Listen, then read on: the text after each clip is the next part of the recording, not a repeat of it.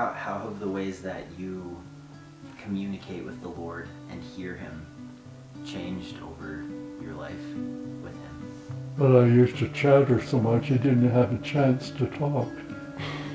This is Bob. He's a Franciscan Friar of the Holy Spirit, Saint Esprit Province of Canada. You may recognize him from our documentary Portrait of a Lesser Brother, or from one of the many meditations of his that are recorded and shared on YouTube. I met Bob during the course of my first year of discernment as a Franciscan, and since that time we have become close friends.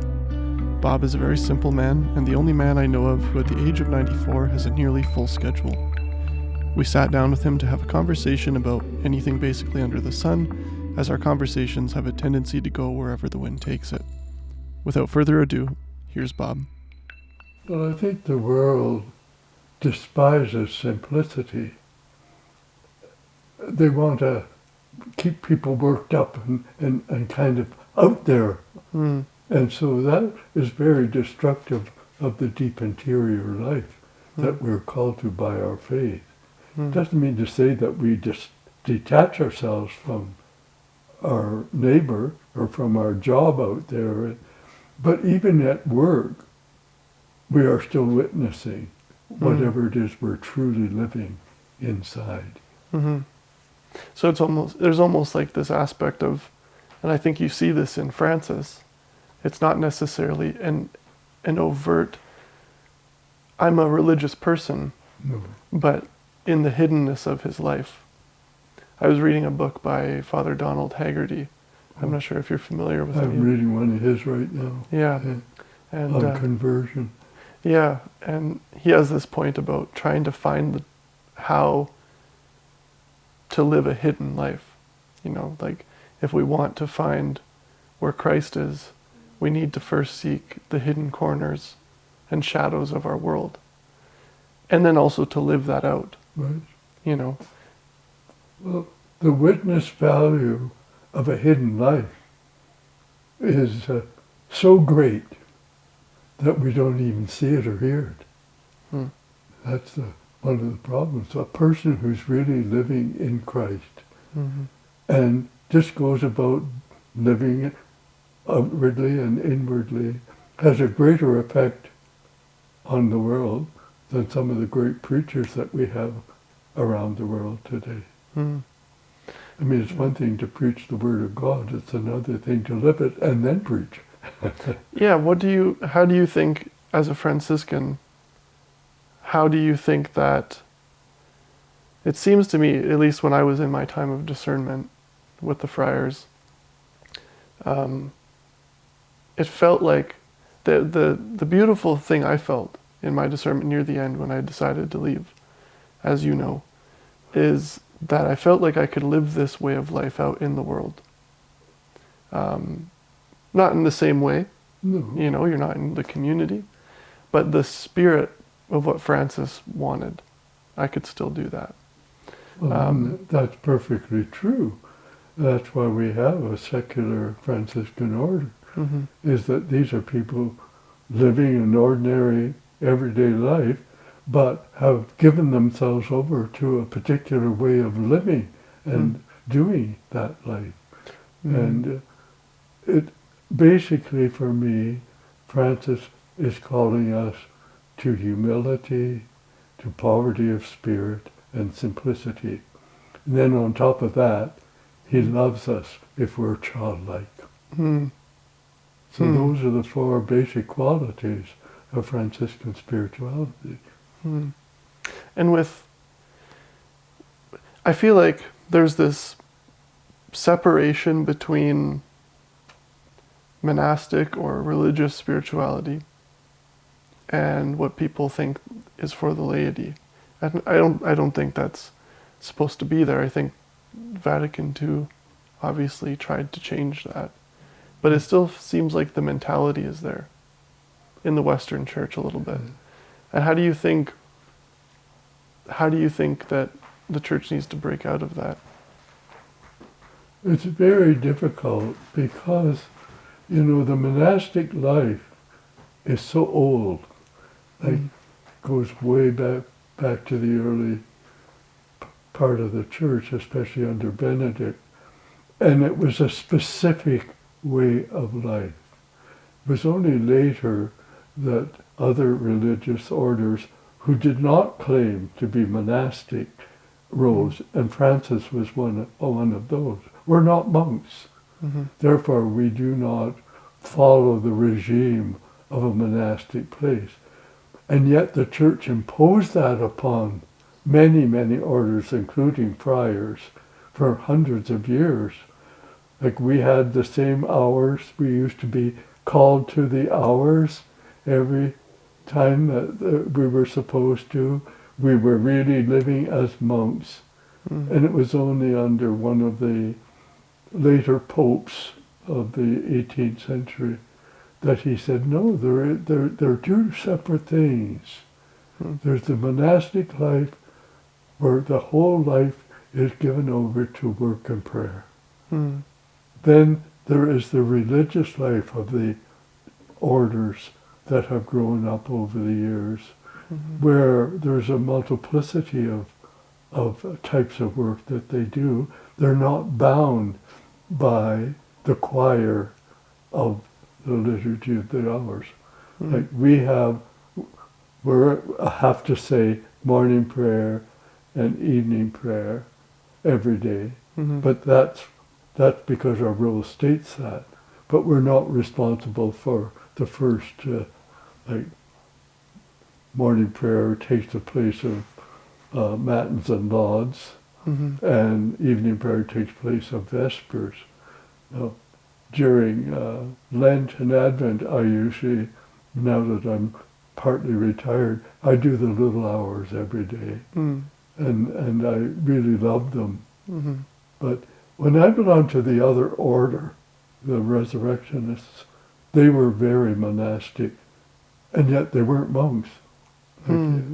So for years there was a kind of a mix up there. And it was the church that brought that about, because one of the popes said, all religious have to follow the rule of Benedict. And so that's how we all became monks. How did you said you were with the Resurrectionists first. How did you come about to the Franciscans again? When I had been with the Resurrectionists for 3 years, that's when I went to university. And my father had a massive stroke and was not able to work anymore. And he lived for 5 years and then died. But in the meantime, one of us children had to become the breadwinner for the family.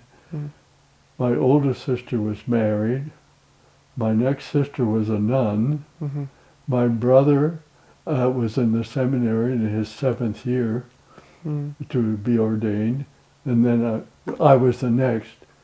And I was in religious life, but I felt that the Lord was calling me to go home and go teaching and support my family. I did that for 20 years.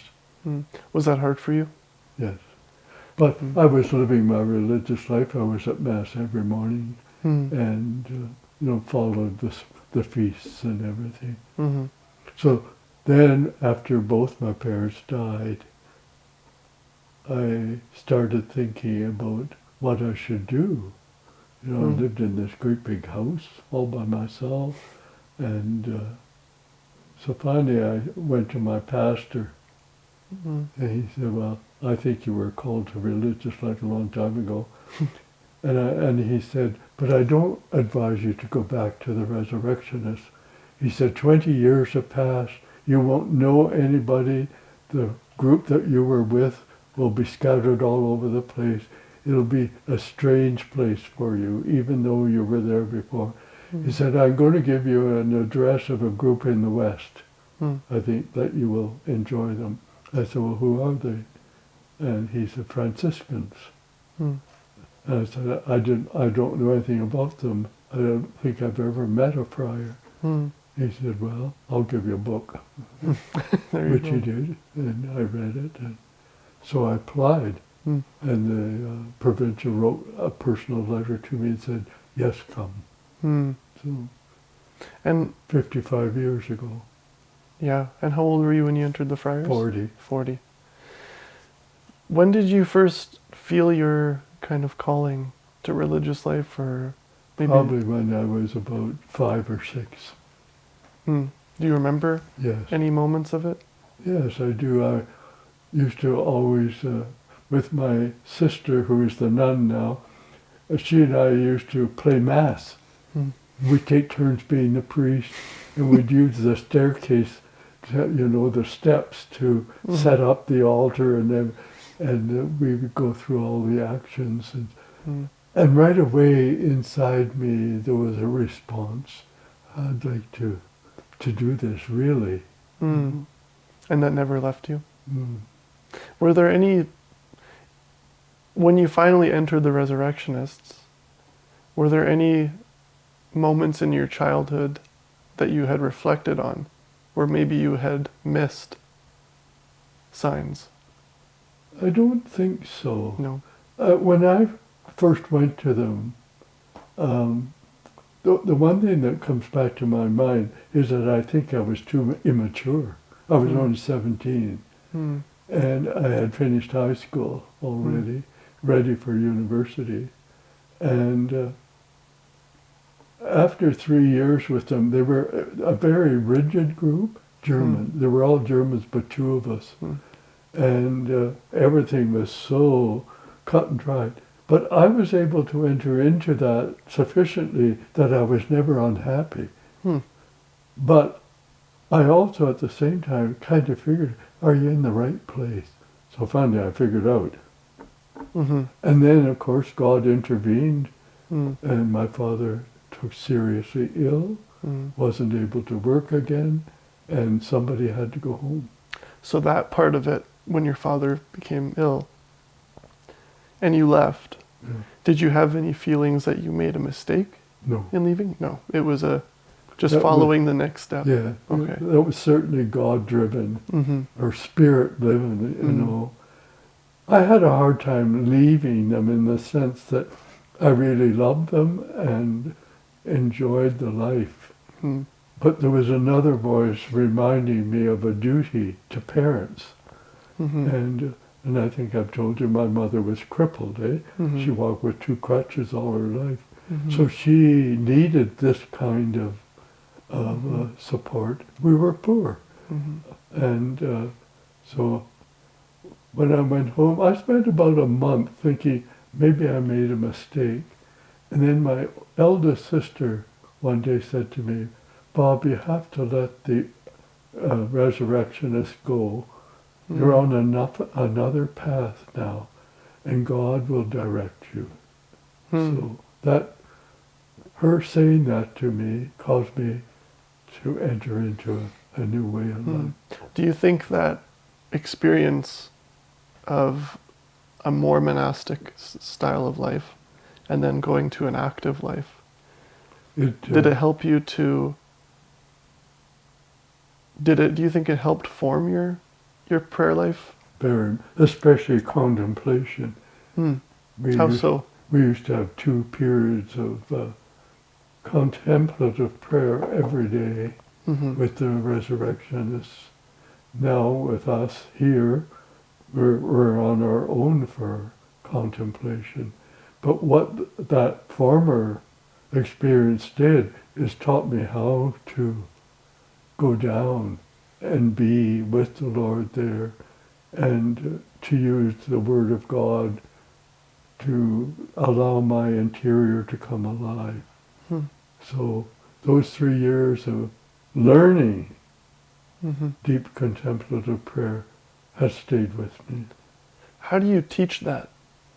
I know that not just myself, but me and friends of mine have talked about that recently a lot. Like, how do you actually teach that? Well, I think my process was prayer, meditation, contemplation, the 3 stages.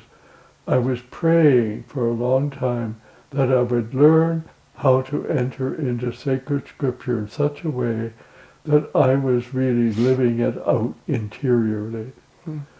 And so when you learn how to do that, just entering in, like for example, the story of Bartimaeus, you know, that's the story of a call.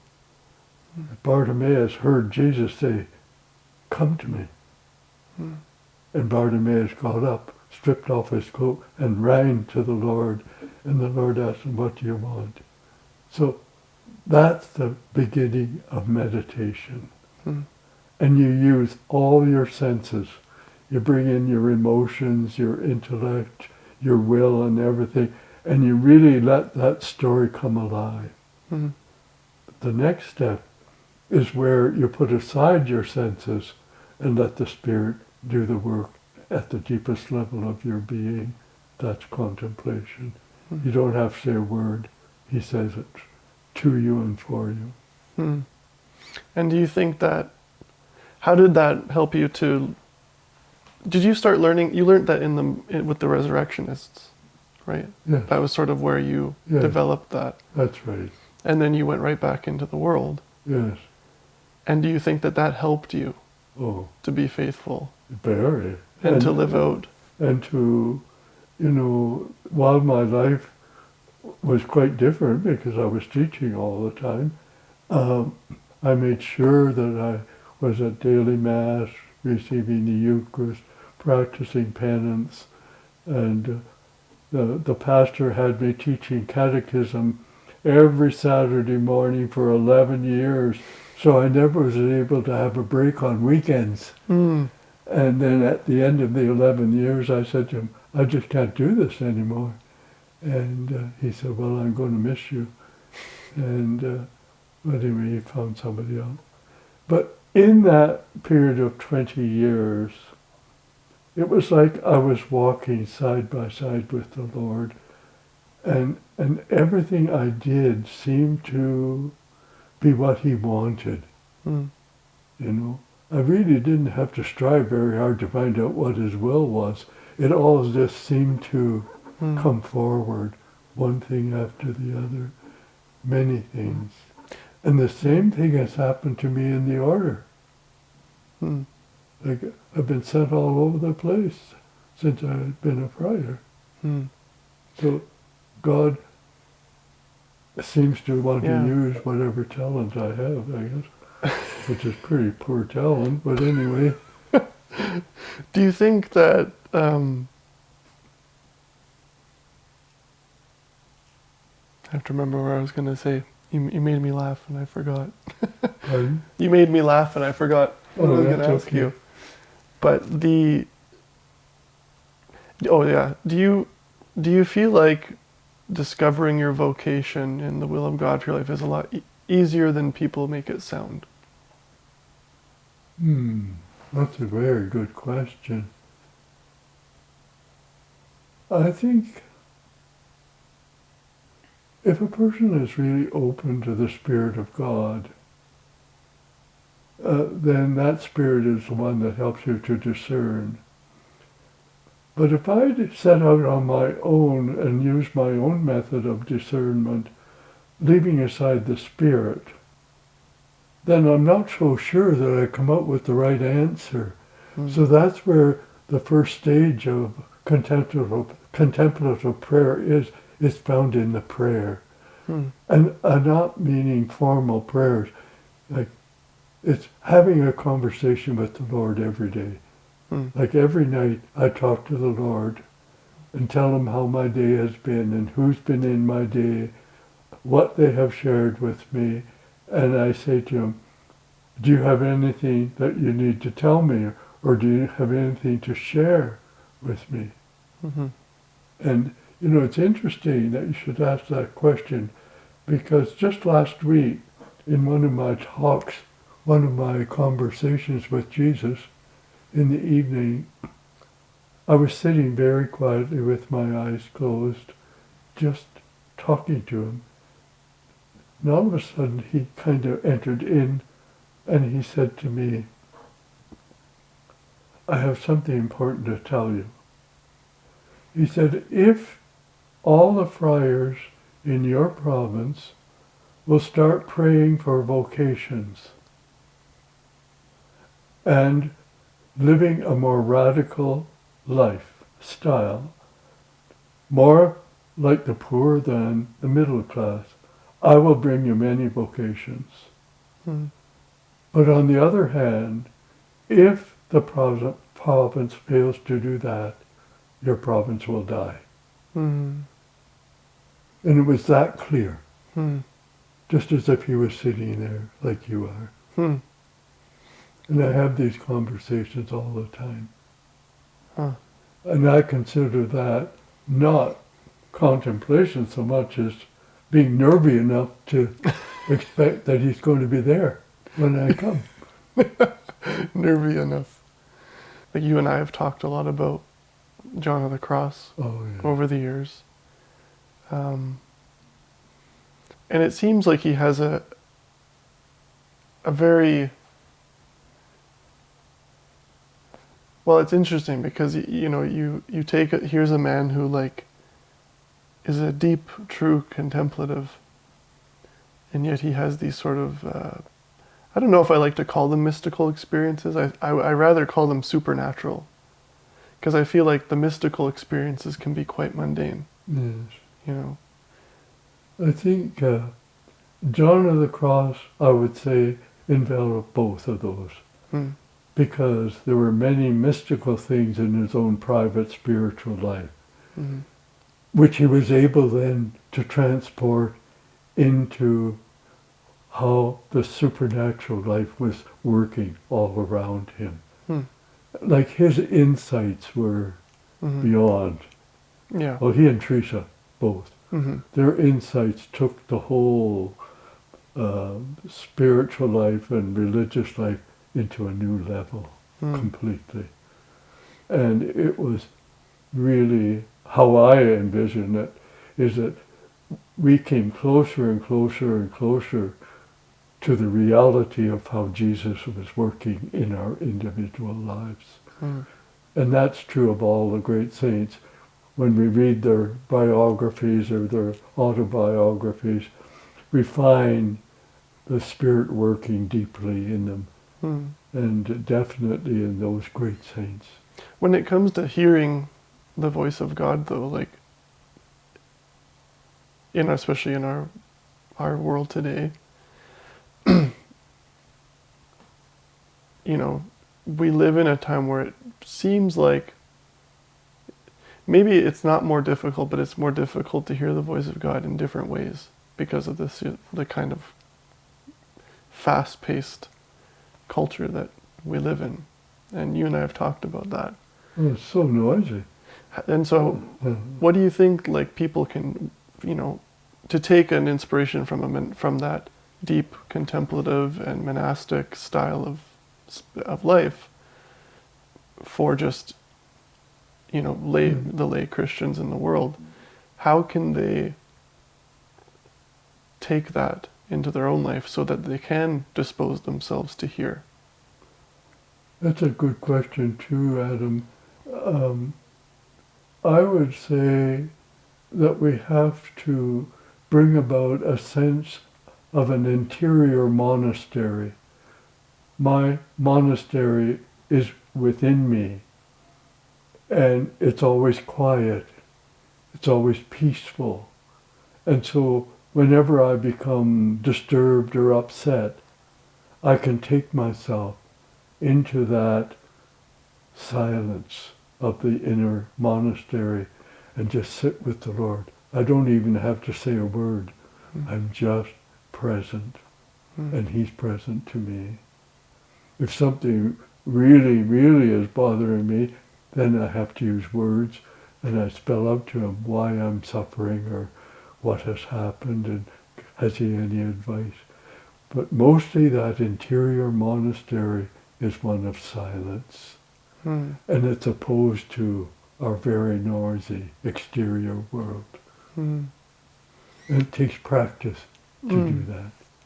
Yeah, that's something I feel like isn't, that part isn't emphasized a lot, that it has to be a practice, like something you work on, like a muscle, like that you exercise every day. And Probably took me 20 years. Yeah, I believe it. Do you feel like more people are like open today to the spiritual life in that way? Well, strange as it may seem, you know who's more open today? It's our young people. They are aware of everything that's going on. They may drift away from faith, they may do all sorts of crazy things, but deep down, they are very different from people who are 30 to 60, who have no depth. They don't even want to try to. This is what the apathy of the church is today. But I find the beauty in young people like you, and like Jordan, and like all the other people that you've introduced me to. There is such a hunger for the reality of why we're here. And they're searching. And lots of them go along the wrong path, and they don't find what they're looking for. So they have to come back to the starting point and try another until they actually hear the word. They hear Jesus' voice. You know, in Scripture, how many times does it not say, Lord, I seek your face? In other words, we need to see you, we need to hear you, we want to be with you. Our young people are yearning for that today. And I know a lot of priests don't agree with me. And they're down on the young people instead of being supportive, because that's where growth is going to come from. And where do you think that pessimism comes from? Well, I think it's what many people breathe in. It's in the air. The world is in chaos at the moment, with so many different divergent things going on that are not really good. And so people kind of give up. They say, well, it's not worth it. I'm not going to try anymore. And that's true of many of our young people. They come to the decision, the church can't teach me anything. It's not leading me in the right direction. But deep down inside them, they know that isn't the truth. And so they go their own way, one way or another. But I am completely convinced that Jesus is deeply working in all of our young people, calling them to himself. Yeah, I feel like I would agree more from my own experience, like over the years where I was raised in the faith. But then you start to ask, you just, for me it became, I don't just think that this is true because somebody tells me it is anymore, you know. And it started to become more of a,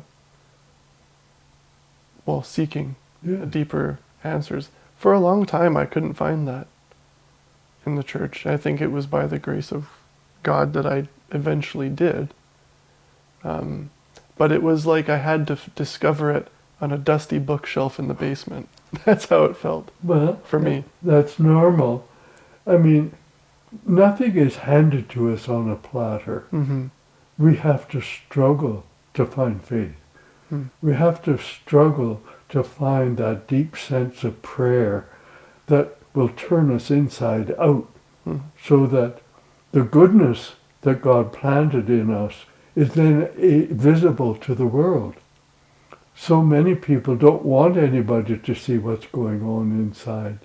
And so they deprive the world of the witness value of their own interior life.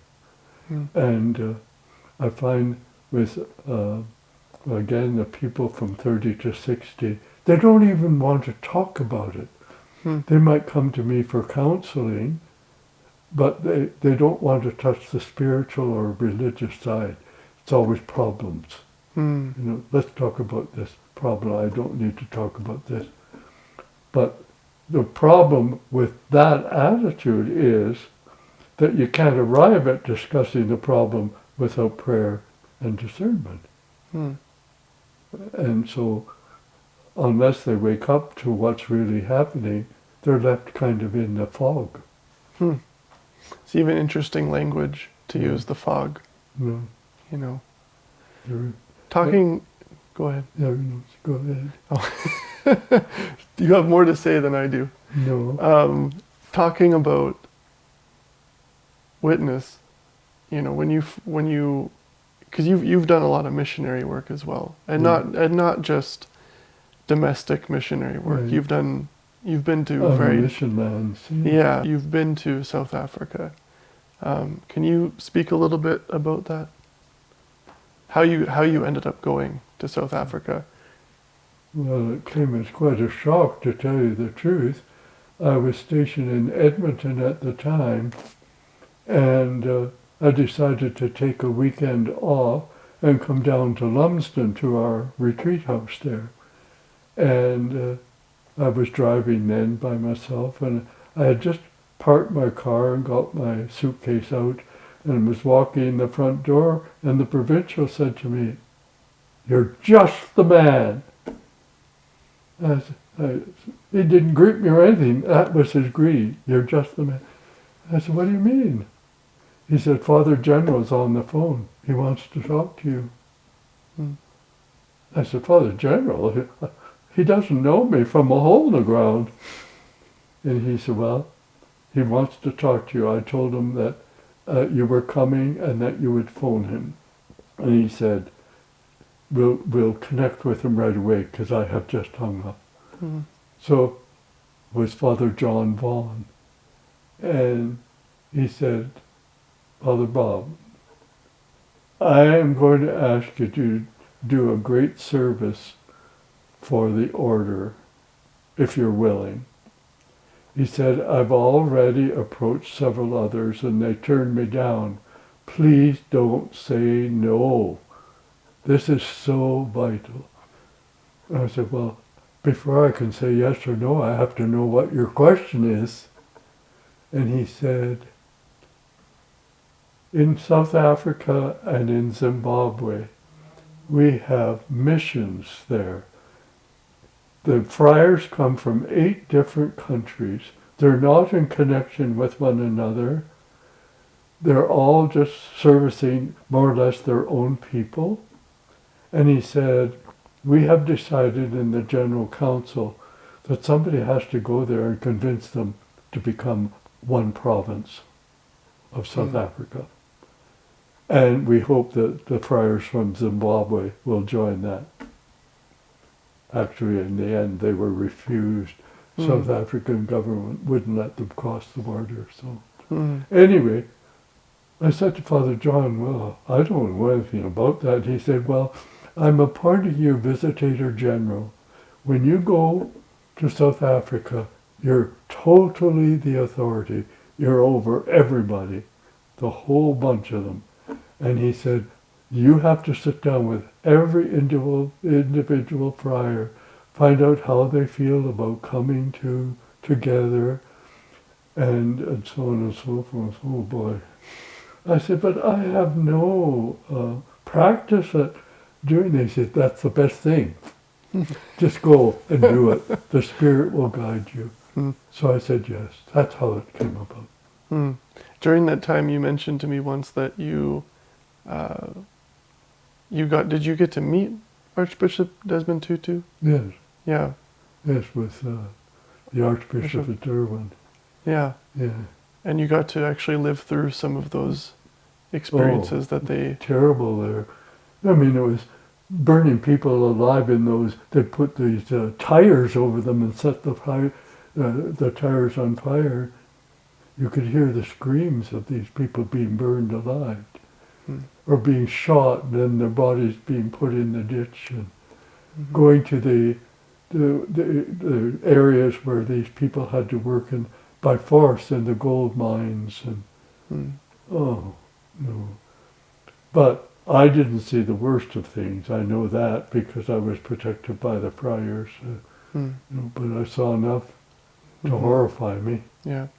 when you're in the midst of stuff like that, whether it's watching somebody else or, well, that sounds like, I feel like in a contemplative sense, when you see suffering of others, you would feel it yourself. Exactly. Of course, not in the same way, but it's a deeper.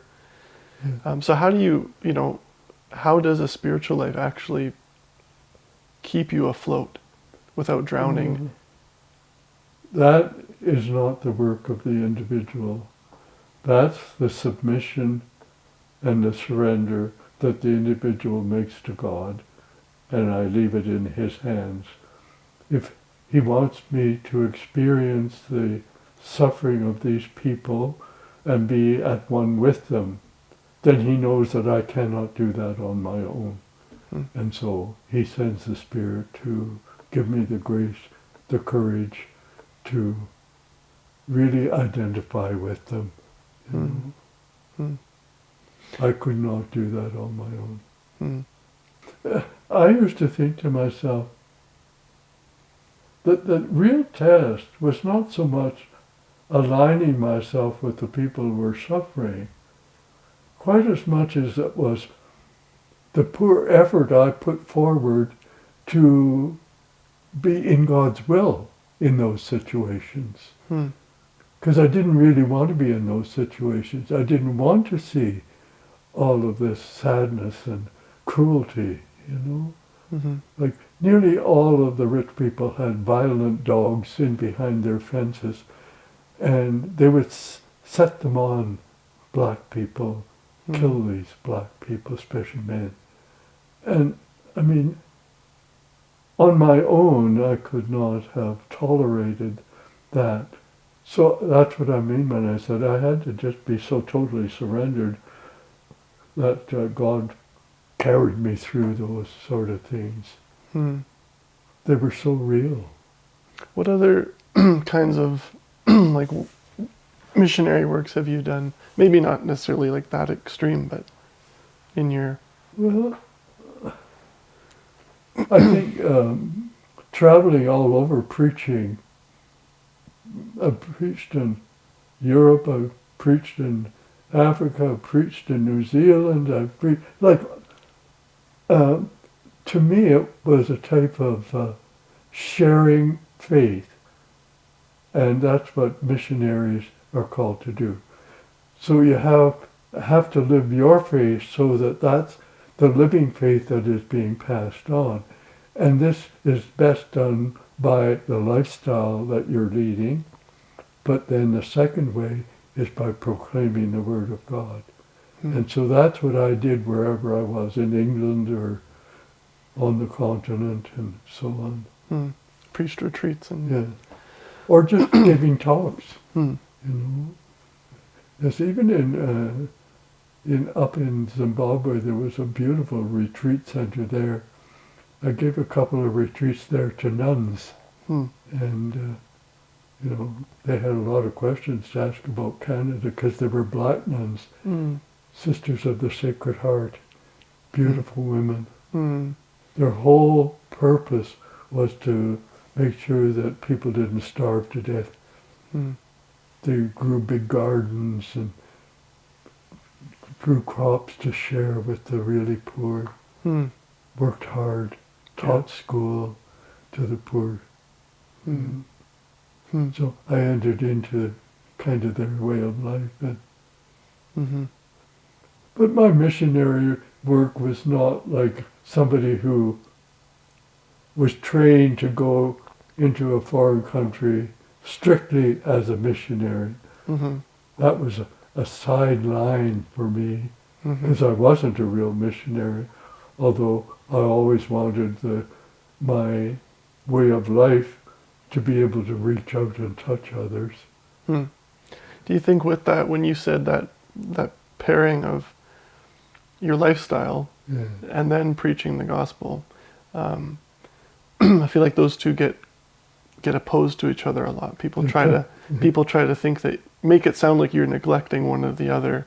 But do you think it's a matter of when someone sees you living your lifestyle out in a way that is different, or that is maybe not, just radiates something more simple? Do you think once you start to share the actual wisdom of the word with them, it starts to break open for them in front of them? Well, for me, they're not two separate things. Because my lifestyle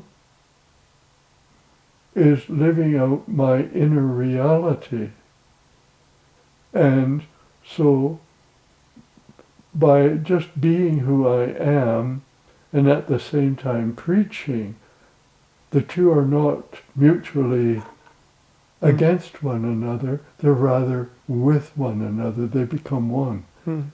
My lifestyle probably would speak louder than my words. Because people can discern whether you're really being honest or pretending or, faking it and so on and so forth. People pick that up. But if there's a real goodness that God has placed in you, and that goodness is shared with them through the preaching you do, then the two are no longer separate. They are. Do you think that's something younger generations today have a keener eye for? Is the authenticity? Exactly. That brings us back to what I said. Our young people are much more aware of the reality of the depth than a lot of, from the 60s on. The millennials, are the ones who are really turning away and don't find God necessary and the church is crazy and all this sort of stuff. Whereas I believe even in the millennials, deep down inside, they know that that is not the truth.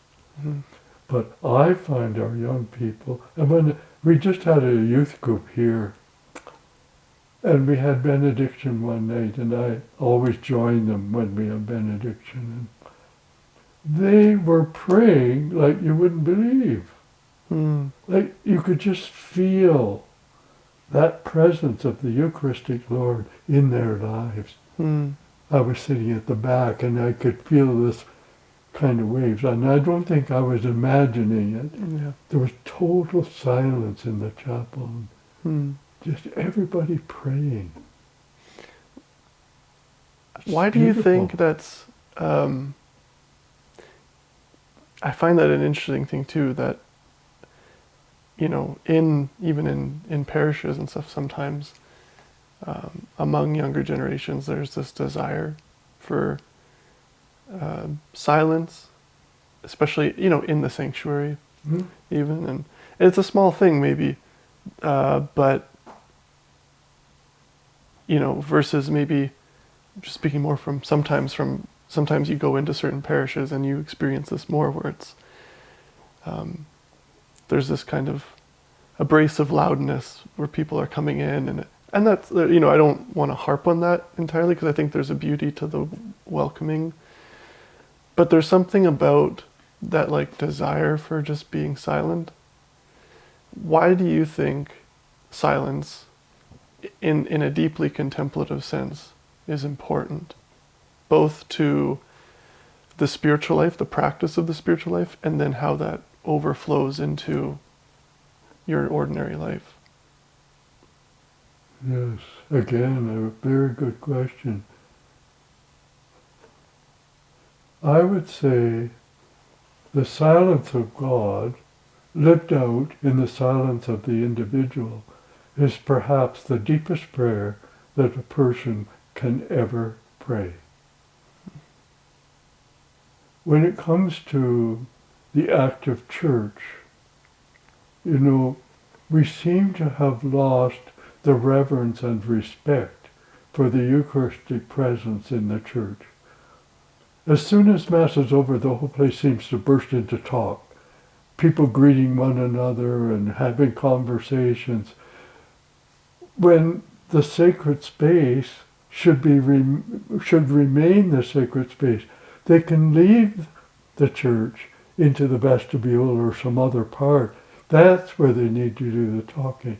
There are always going to be a few individuals who simply want to stay in the silence after the Eucharist, but they can't. because it's spoiled by all the exterior noise that is going on. And it happens right here in our own chapel. As soon as Mass is over, it's all noise, you know. And I think with Vatican II, that's partly what happened. It kind of, the sacredness of the presence of Christ in his Eucharistic form kind of got shoved to the side a little bit. And like, you don't see people genuflecting, you don't see people making a profound bow, or very few. You know, that kind of reverence has disappeared after Vatican II. And I believe that the reason that that happened is that the documents of Vatican II were never promulgated properly. In fact, they were never promulgated, period. And when Archbishop Lefebvre broke away, that was his real cry, is, you know, people don't know what these documents said. And he took exception to some of them and broke away. You know, and yet I can understand exactly why it happened. Now we're in dialogue with them, hopefully bringing them back. But this silence that you mentioned is the deepest form of prayer that we have.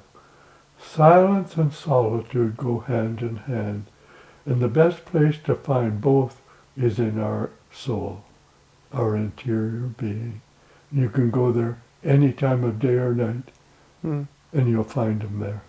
He may not speak to you, you may not experience his presence, but if you're in grace, he's there. And it's as simple as that. Yeah. And I think, as I mentioned about there were 30 of these young people, that's what they were experiencing in that deep silence.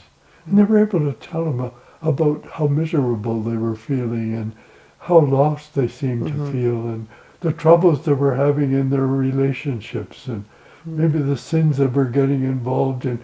Here he was right in front of them. They could just pour forth from that deep place. You know? How do you think of the relationship between Christ in the Eucharist and then Christ in our souls? So like when we're in adoration, how do you line those two up? I don't divide them at all. They're one and the same. Jesus' body and blood in the Eucharist is the same Jesus' body and blood in myself when I'm in grace. So would you say it's like looking in a mirror? What was that? Would you say it's like looking in a mirror? Yes. And the closer we come to him, as Francis or as Claire said, you know, look in the mirror. And if you're living in Christ, that's who you are seeing because you're seeking his face all the time. You want to see him. You want to hear him. You want to feel him. Like there would be nothing better than having a hug from Jesus like the hugs you give me. Yeah, I feel like yours are that for me. But it's so, like I keep coming back to these young people. Like I have people come for counseling, you know, they're in their early 20s, usually up to 26, that group. They come, they just simply need to have somebody listen to them. And they're way off the track. But with God's help, I could just let them talk to me. If they need to talk for 2 hours and I don't say anything, it's okay. Because that's how I find out where they are. Where they're at. Maybe I'll ask a question or two to get them to tell me something. But then the next time they come, I ask them if they'll listen to me. And I review everything that they have shared with me, and then we can get started on a real back and forth. Yeah. It might come 10 times. Yeah. With the with our understanding of silence Something I experienced probably before I started coming back to a explicit practice in the church was I had a great appeal to that. I didn't quite understand it. I don't think even now I do, but I didn't even really, I just knew that, like for example, I would go on walks every day because there was something about it that was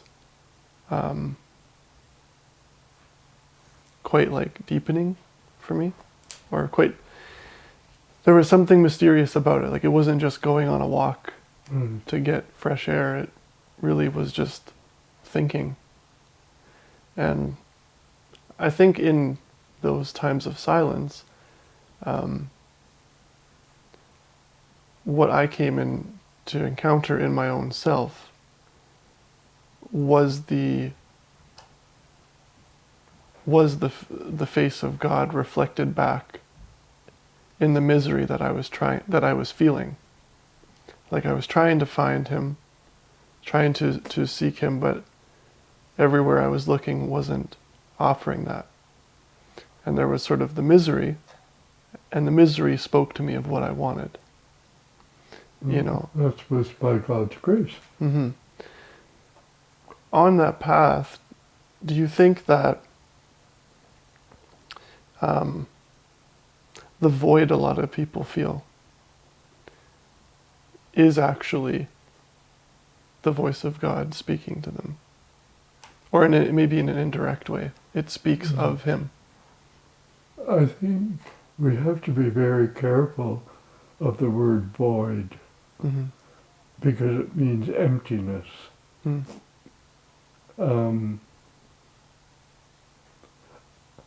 I think the way to look at it is, for example, when you were on those walks, it would be important for you to turn your thinking off. So that instead of being in your head, you'd go into the sacred part of your being and just have a conversation with yourself. But it would be a conversation in depth, not just words coming from up here. And you know, I really believe that a lot of our young men and women today have found that out. Because they live in hyperactivity, noise, chaos, and they have learned that there is a place where they could turn their mind off long enough to reach into that sacred space where there is silence. And if for any other reason, just to rest there. Not even to try to talk or and just be there. And I remember talking to one of the young ladies. She was one of the leaders in this group. And we were talking about silence, actually. She loved silence. But she said, "Where do I find it?"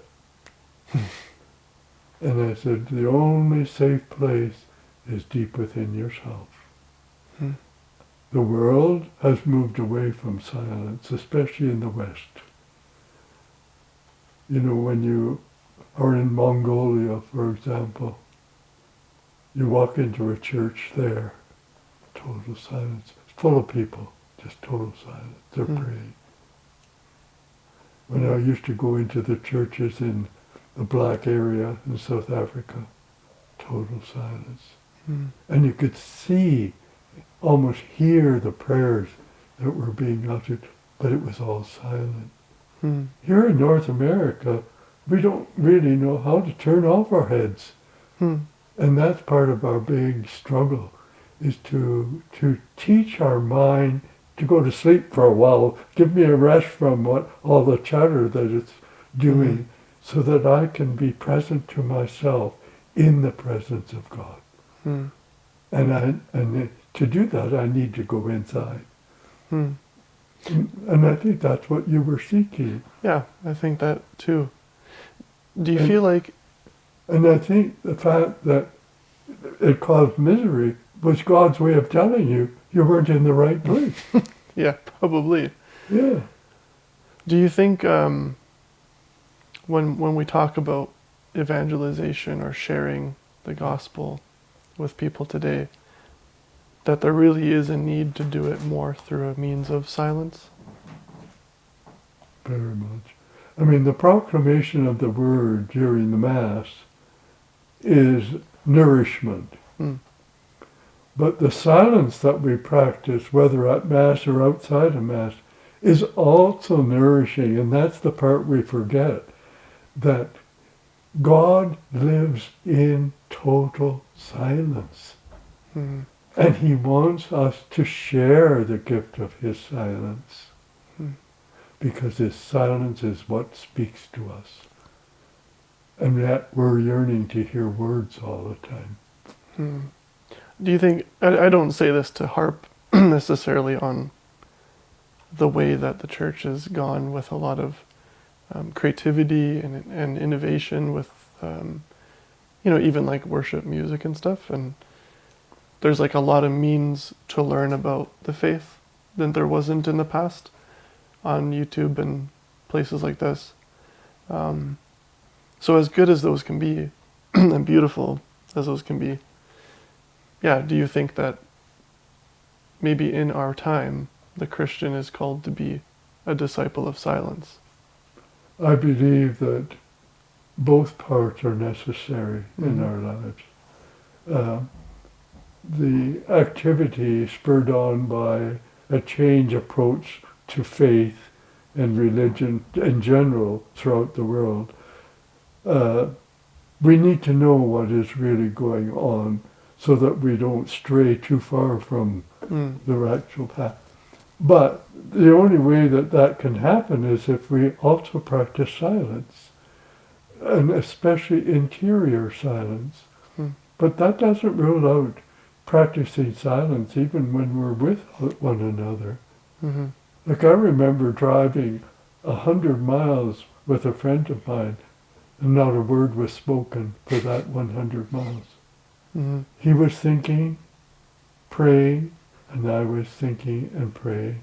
Mm-hmm. There was no need for conversation because we were both very content to be with the Lord. Mm-hmm. So it's possible. Mm-hmm. Even in this noisy world of ours, silence is a priority in my book. Hmm. What are some of your what are some of the things you've noticed that have changed the most since you were a kid to today? What are some of the things that you've noticed change the most maybe, in the way people think about religion? And faith, I don't just say religion arbitrarily, I mean just like a deep faith. Yes. Well, I think one of the basic issues that we face, especially in the Western world, is that faith and religion are no longer spoken about very much in the home. In my home, it was a topic at nearly every meal, because my father would ask a question and go around the table, and everybody, including my mother, had to answer, and it was usually something spiritual. I think we were slightly abnormal in that sense, but today, church has been removed from the center of upbringing, for example. Usually both parents are working. There's very little time in the morning. Parents are very tired in the evening. A lot of the children are key latch children. Nobody at home. When they arrive home, they get into all sorts of nonsense, and especially with all the technologies that we have, and so on. So that is one of the main things that I have noticed changing.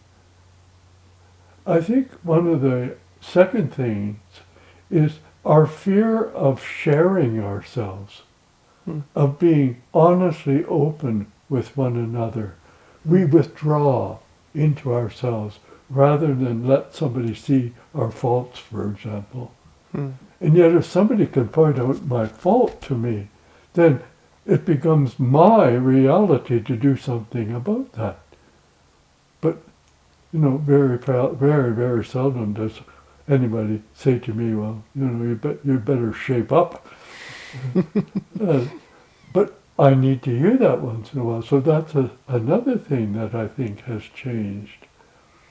I think reverence for the church and its ministry and its ministers has shrunk. And I partly blame the ministers themselves for that, because they want to be accepted on the same plane as everybody else. But they're not on the same plane as everybody else. They've been chosen by God to be his servants, and therefore they should behave accordingly.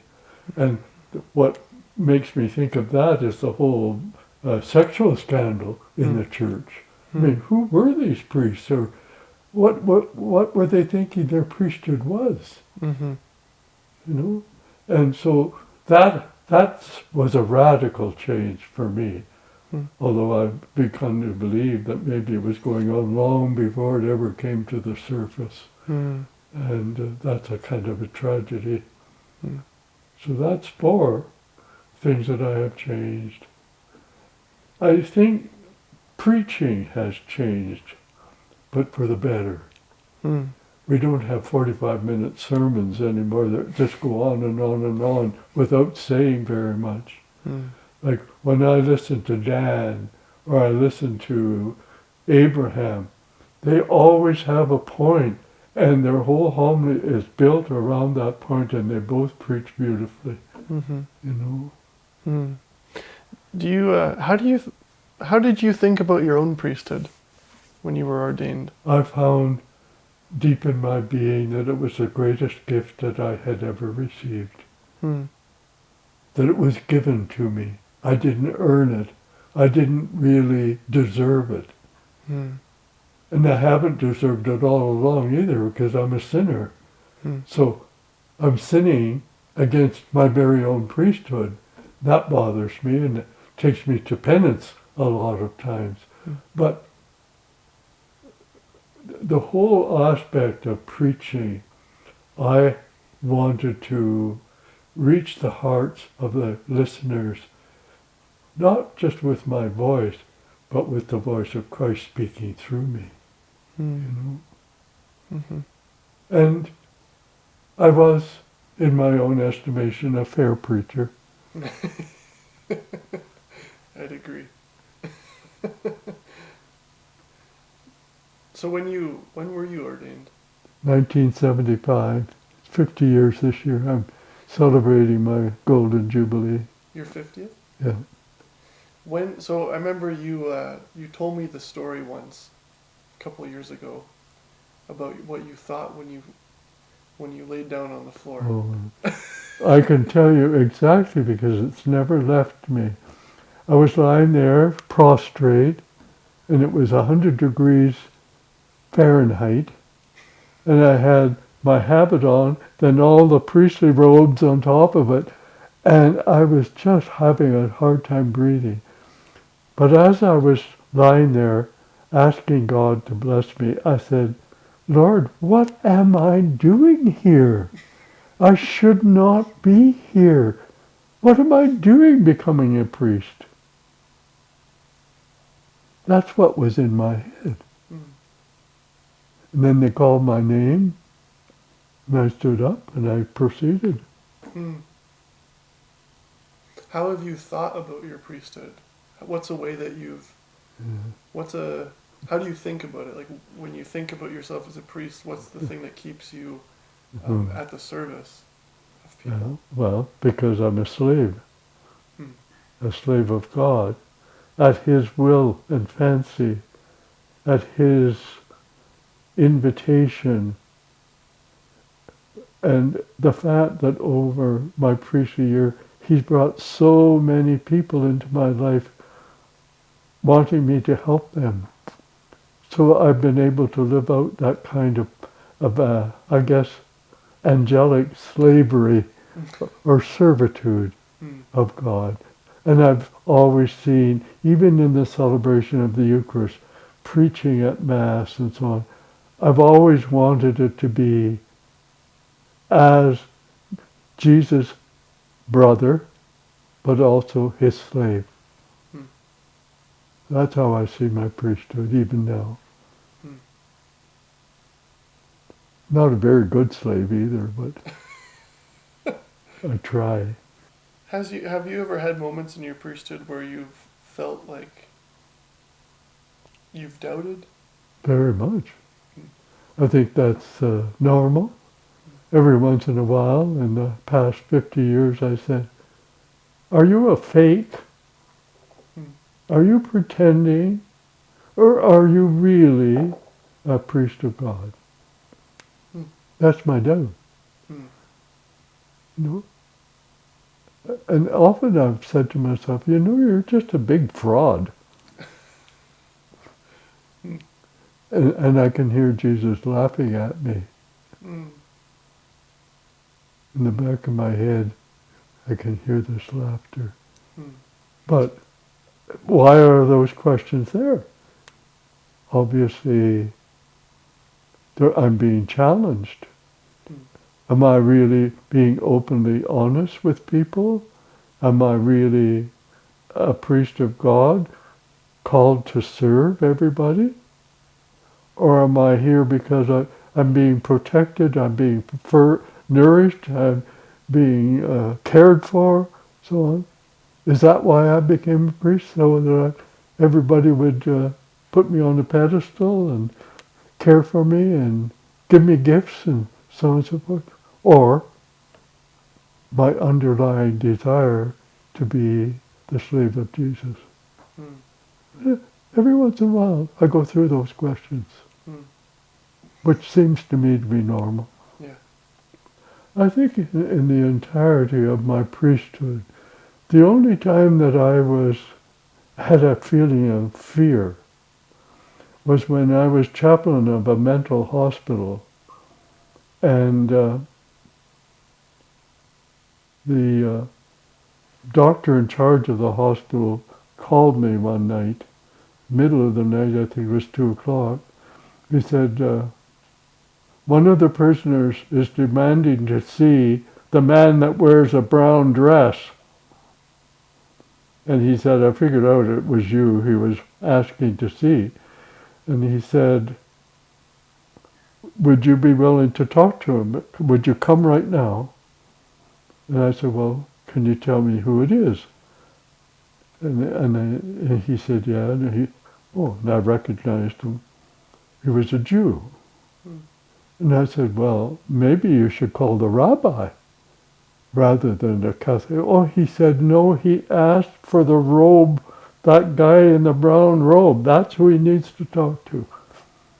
And so I got in my car and I went out, and I went into the criminally insane wing, and they locked me in behind 3 doors with this man.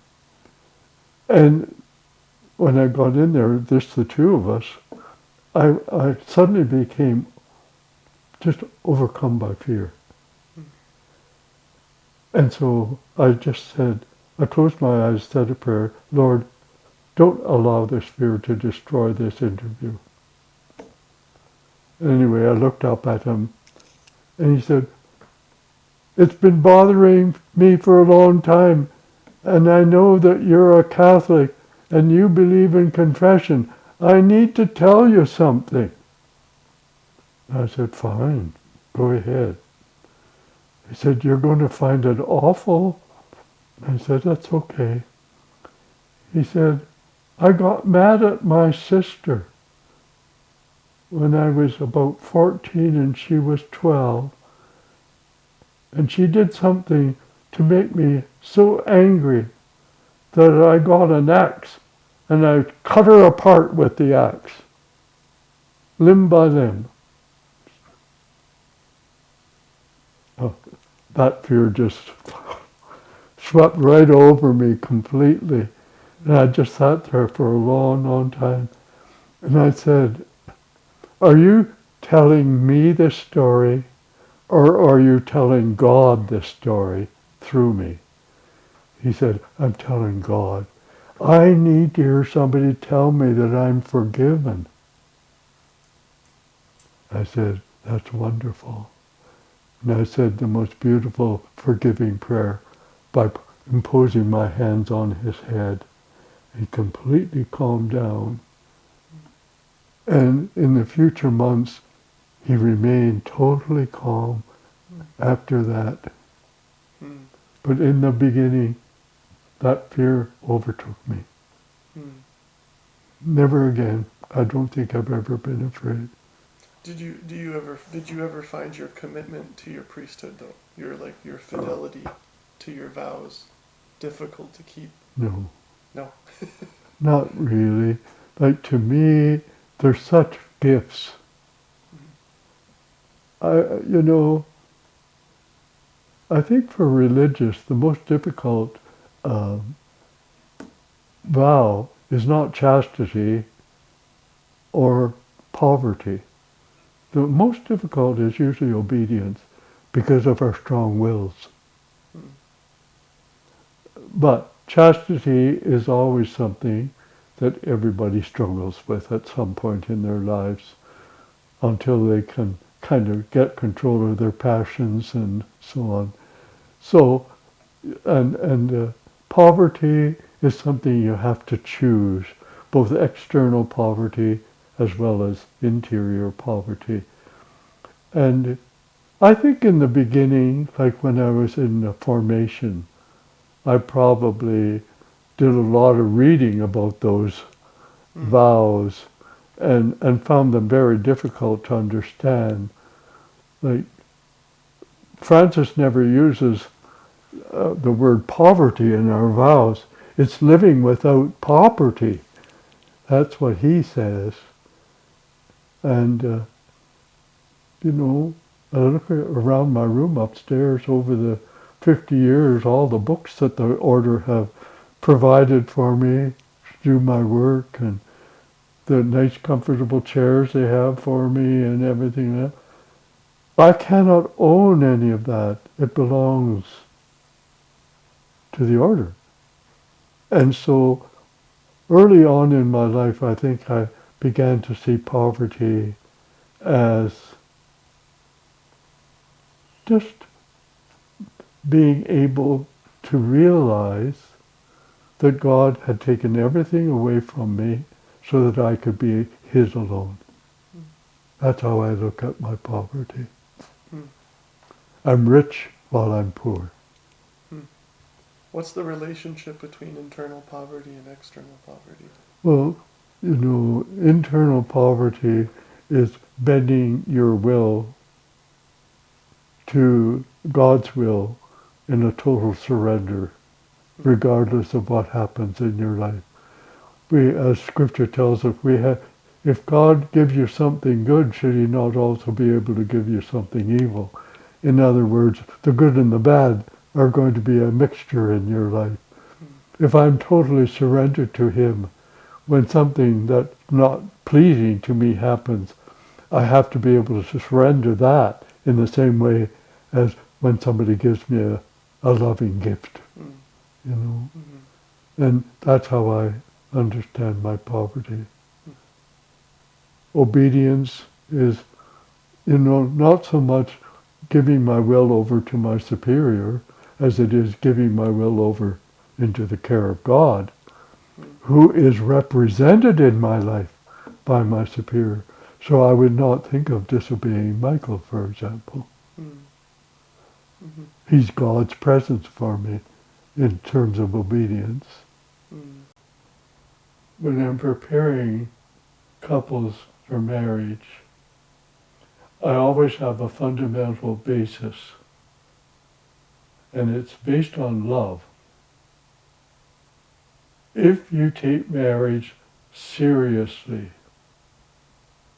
then your partner, your wife or your husband, always has to come first.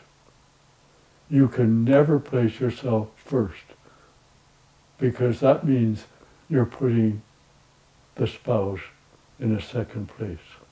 And love doesn't do that. Easy? It's the most difficult part of marriage because we're inclined to be selfish. We want things to go our way. We think our idea is the best. And that's true. But what we have to learn is to have the capacity to sit down and share honestly with one another until we can come to a common place. That's the basis of good marriage. Without love, nothing can come to pass. No relationships, no priesthood, no friendships, nothing. Because God, who is total love, created us in love and for love. And he set us and called us apart to love one another. And so that's the basic answer to your question. The advice that I have on occasion given to people, such as you suggest, is to come to know themselves in such a way that they're unafraid to be themselves in all honesty and truth about their gifts and about their limitations. And especially to know that themselves. It's not necessary that they have to share this verbally with anybody, but deep down in themselves they have to know what it is that really gives them the strength of God to live their life in whatever pursuit they seek. And at the same time, to be able to recognize that they have limitations. In terms of friendship, boundaries become absolutely necessary on many levels. We have to not only protect ourselves with boundaries, but the boundaries we make are there to protect others at the same time. And if these boundaries about which I'm speaking are based on love and acceptance, they will never harm anybody. They'll just be real. It would be living life as a reality, as who we truly are, doing our best to relate with others, with self, and with God. I would also suggest to people who perhaps are floundering in decision-making or just in life itself, seemingly lost along the way somewhere. This includes people in their 80s and 90s who somewhere took a different path than what they were on. I always say to them, look, it's never too late. Get back on track by simply submitting yourself to the will and the love of God. He hears everything you say to him, and whether you believe it or not, he answers everything that you say to him. But most of the time, his answers are made in silence. But it isn't a sign that he's refusing to respond. So whatever your age, whatever your situation, whatever your position in life, truly come to know yourself so well that that is the person that everybody else comes to know as well. One thing I want to kind of move into is talk about prayer, silence, and death, and how they prepare. How prayer and silence prepare you for the mystery of death, and then how you think about that for your own self. Well, death is a profound mystery. There's no doubt about it. And it's a mystery because we're not its author. And yet each one of us, as sure as we're living, are going to die. And I would like to think that each day of our life is a positive step forward to that moment of death, which we call our personal Passover, where everything that has happened in the course of our life is brought to that moment where Jesus says to us, come. The Passover then takes us out of all responsibility for what has gone before, and we stand before Jesus in judgment. So, prayer and silence and death are very, very much intertwined with one another. Death becomes our final prayer, but it can only be a positive one if we are already praying every day of our life towards that eventuality. So often fear overtakes people, and so they lose track of that need to pray. Also with silence. Silence and prayer cannot be separated when we're talking about death, because death is perfect silence. We don't hear it. We don't see it, but we experience it because we're moving from one state into a totally new one. So that's how I see those things being lived out every day. And that we should be happy that we're progressing toward our final destination, which is total happiness. What I see happening in our world, however, is a lot of unhappiness, a distortion of the reality of this journey that we call life, leading to that last moment that we call death. Actually, the proper title for that last moment is rebirth, because we're born anew into the kingdom of God. So God calls us into life. He calls us into eternal life. That's how I understand.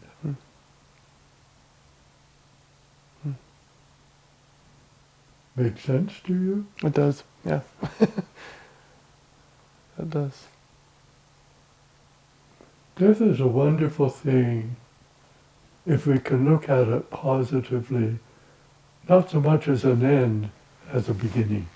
And it's a time when, with God's grace, we can let everything go, knowing where we're heading.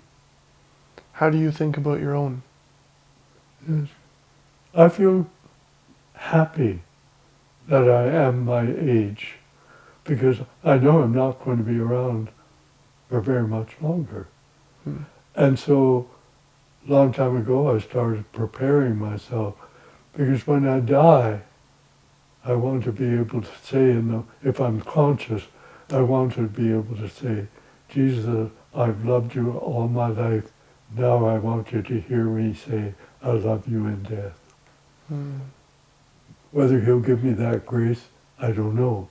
And it won't matter, because when he calls, I will say, here I am. So I'm not afraid.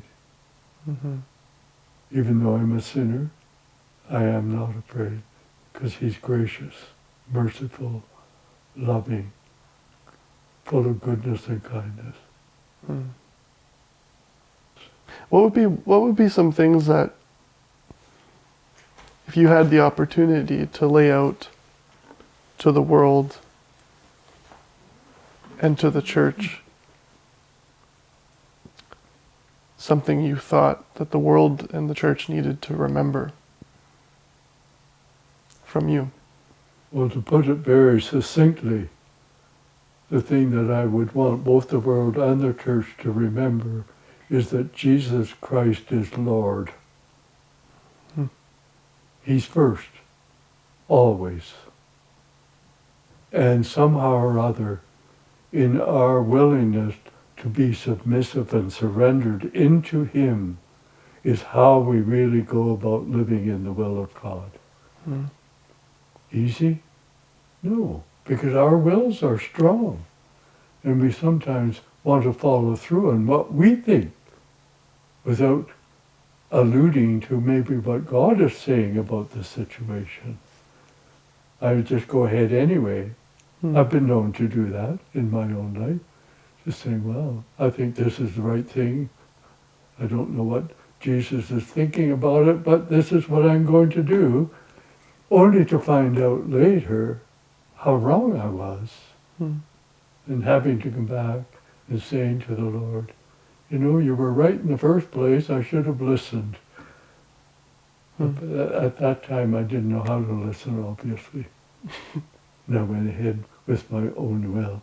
So that's the very first thing, learning how to be surrendered. And that goes with the same thing I just said about marriage. How surrendered are you to your spouse? Like, are you open to learn from your spouse? Are you willing to really listen to her point of view without cutting her off or him off? Are you open objectively to plans that she has for the family? Are you willing to dialogue about diverse understandings of things? That's all the bedrock of marriage. And when people live like that, marriage then becomes not only a beautiful sacrament, becomes a very beautiful way of life. Mm. And our world really needs this right now. We're in such chaos.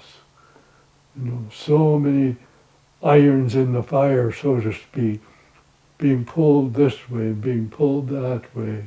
The media says one thing, church says another thing, people say another thing, and so on. So the individual is kind of eclipsed by all of this outside. So this is why, as you pointed out a while ago, silence is so important. I have to be able to put aside the noise of the world and all the other noises that are there, including the noise of my own being, so that I can actually say, I need to listen to what God is asking. That would be my answer. It was funny you say that, because I was just about to ask you, where does somebody begin to move away from the world today? You know. Well, it's a very difficult question to answer, because our world is pushing us outward while the soul wants us to push inward. And because of the hyperactivity of our society, we have come to believe that we have to be a part of it.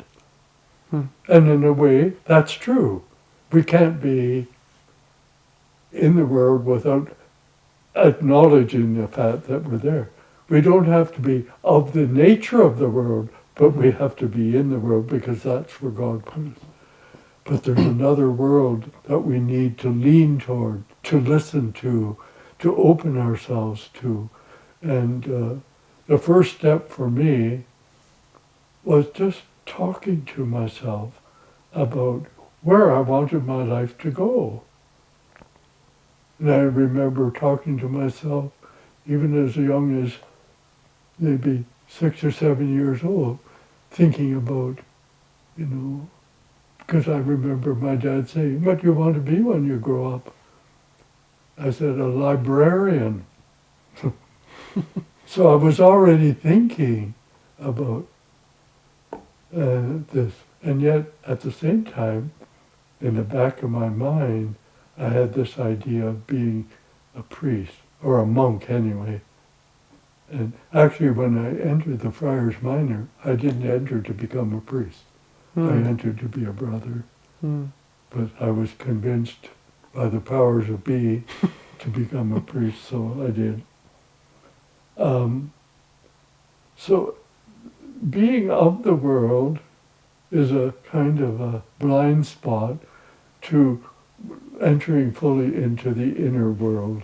And so we have to address that and say to ourselves, okay, how am I being of the world but not really participating fully in what's going on? Not to the detriment of myself or anyone else, but realistically, because there are certain things that I have to enter into in the world. Like voting, for example. I'm obliged to vote. It's a duty, a responsibility.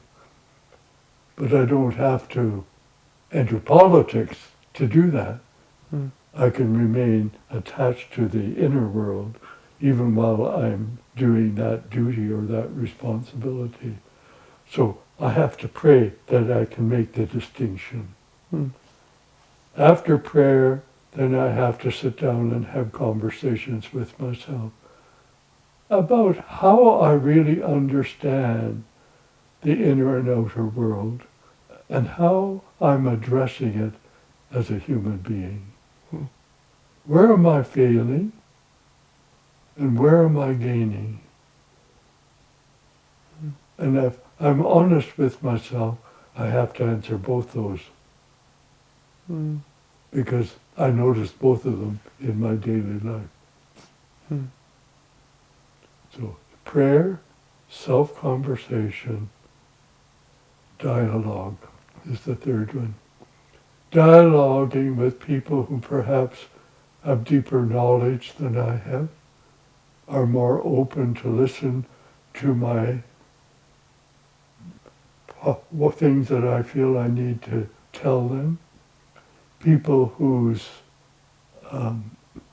living such a holy life that they can perceive in me things that shouldn't be there. And so that kind of dialogue is very important. So for me, those are the three really basic things to answer your question. And we all need to do that. Yeah. What do you hope your legacy is?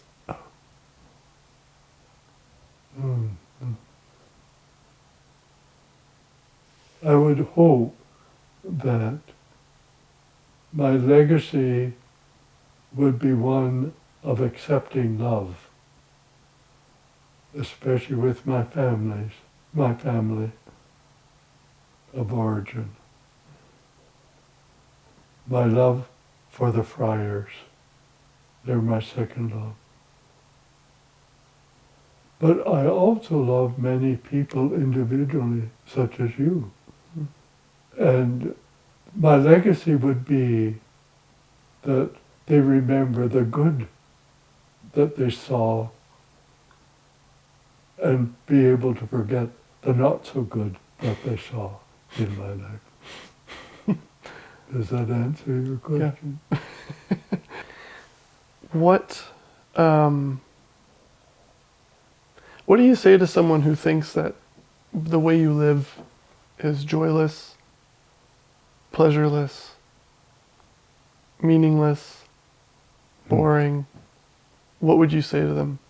Well, I face that quite often, actually.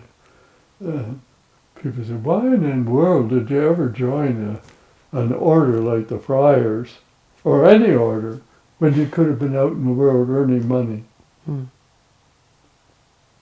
I said, well, first and foremost, I didn't want to earn money. That's very much a part of being in the world. I said, from my childhood, I always wanted to be able to live within the bonds of Christ's love.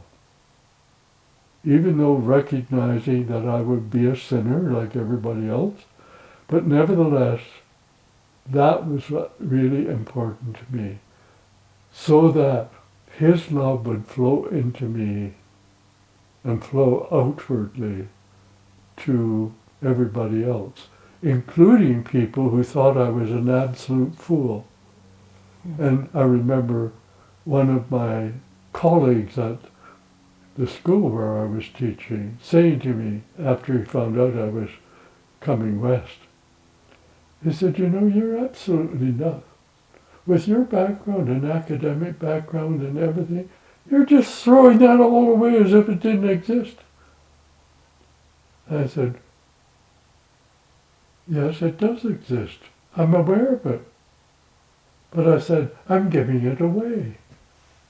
I'm giving it back to God where it came from in the first place. So I said, I'm not a loser at all like you think I am. I'm gaining everything by doing what I'm doing. And he just laughed in my face. But I think it was a good answer, because it's true.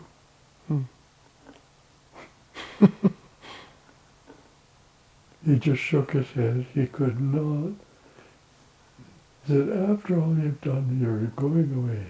How have the ways that you communicate with the Lord and hear him changed over your life with him? Well, I used to chatter so much he didn't have a chance to talk. I brought everything to him, talk. And then when I was with the Resurrectionists, I learned to try to turn that off, not have chatter going on, but to sit down on a bench beside him and just let him talk to me. And it's interesting, I think I told you this story. I'd walk down this great big long set of stairs, about 30 stairs, and the Lord was always sitting on a bench at the bottom of that staircase. And I'd go over and sit beside him, and he wouldn't say a word, nor did I. We just sat there. And then he would stand up, and he'd motion for me to follow him. And we'd make a round, go through the garden. Beautiful flowers, all. And then we'd come to a muddy spot, and he'd point at it and then point at me. And I knew exactly what inside me was that muddy spot. And he would turn and smile at me because he knew I had figured it out. Then we'd carry on another muddy spot, and he'd point at it and then point at me, and I knew exactly what it was in my life that needed to change. So that went on for about 3 years. And then that kind of intimacy left me for a different kind of intimacy. It kind of devolved into a deep kind of prayer where both of us were just silent. And you never felt like that was his the absence of his presence? Oh, yeah. You never felt that? No. No. I think he's always been with me, spoiling me like rotten. Just like the friars are doing now. You know, when Pierre was here, he asked me, do you want to go to a nursing home or a senior's place? And I said to him, look, I'm in the best nursing home or senior's place on the face of the earth, right here. I said, my brothers love me and my brothers care for me. They do everything. I said, why would I want to move? Especially go down to Montreal, where I wouldn't know anybody. Yeah. And he just laughed at me. That's funny. That one's just blinking now, George, so. Oh, okay. Yeah. I think we'll just end it there. Okay. Fait accompli?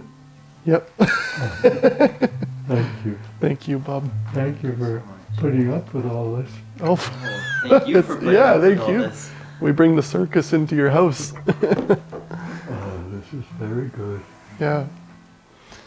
No. Thank you.